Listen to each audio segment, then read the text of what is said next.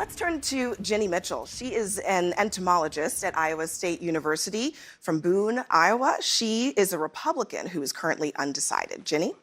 Thank you. Thanks for being here, and thanks for coming to Iowa so much. We appreciate your visits. So freedom of religion is a part of our Constitution and obviously a huge part of our country. What do you say to those who say that you cannot be our president because your religion is not what our founding fathers based our country on? I would say that I respectfully disagree.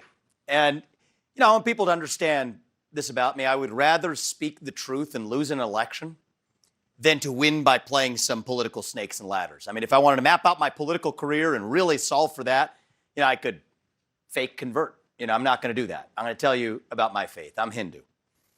Now, I went to Christian schools. I went to St. Xavier in Cincinnati, and I actually have been on the board of St. X, except for a hiatus to run for president.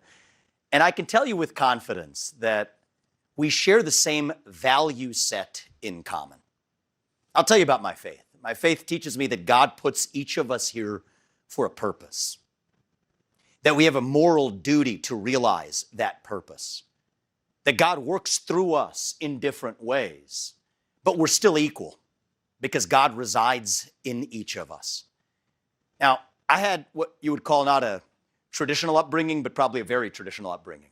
Right? My parents taught me family is the foundation. Marriage is sacred. Divorce isn't some option you just prefer off a menu when things don't go your way.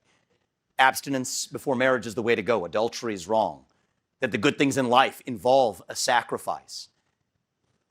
Now, are those foreign values in this country? I know it could look that way at times. You turn on the television, go to the movie theater, your local DEI training at a company or what they're teaching your kids in schools. That could seem a little unfamiliar. I don't think it's unfamiliar to most of us. I think those are the same Judeo-Christian values that I learned at St. X. When we get to the 10 Commandments, what do they say? There's one true God. Don't take his name in vain. Observe the Sabbath. Respect your parents. Don't kill. Don't lie. Don't cheat. Don't steal. Don't commit adultery. Don't covet. That's when it hit me. We share the same value set in common. There's another core teaching in my faith, which is that we don't get to choose who God works through. God chooses who God works through. So we get to the Old Testament a little bit further along. We get to the book of Isaiah. I don't know if many of you are familiar with that one.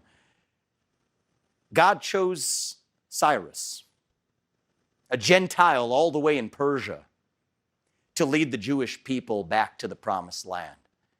And so, yes, I believe God put us here for a purpose. My faith is what leads me on this journey to run for president. My gratitude to this country is what leads me. And even when we think about the founding fathers, I'm a fan of history, okay? I talked about Thomas Jefferson earlier. We'll stick to Thomas Jefferson. He was a deist, actually. Let's be honest about it. The left wants to rewrite our history and tell you he was a slave owner, an evil man. No, I reject that. But we're not going to have anybody rewriting our history. Thomas Jefferson was a deist. He made the Jefferson Bible. You know how he did it? He didn't believe in all the parts of the New Testament, but he took a blade, razor blade by hand, glued it together, and that made the Jefferson Bible, which we have today. John Adams wrote letters to Thomas Jefferson, actually became something of a Hindu scholar after he left. And so I think it's important to see our founding fathers three-dimensionally, not the way that they've been rewritten post-1990 either. And so yes, would I be the best president to spread Christianity through this country? I would not. I'd be not the best choice for that.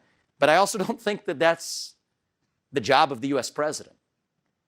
But will I stand for the Judeo-Christian values that this nation was founded on, that I was raised in, even in the Hindu faith?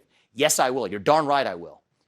And as a young person, picking up on that strand from earlier, I think it's my responsibility to make faith and patriotism and family and hard work cool, again, in this country. I think they're pretty cool, and I think that's my job as your next president. And back to the First Amendment, we will stand for religious liberty in a way that neither Republicans nor Democrats actually have. That's what the First Amendment says. You get to practice your faith. Every pastor in this country gets to do his job without the government getting in their way. That's what I'm going to keep as the president. Thank you.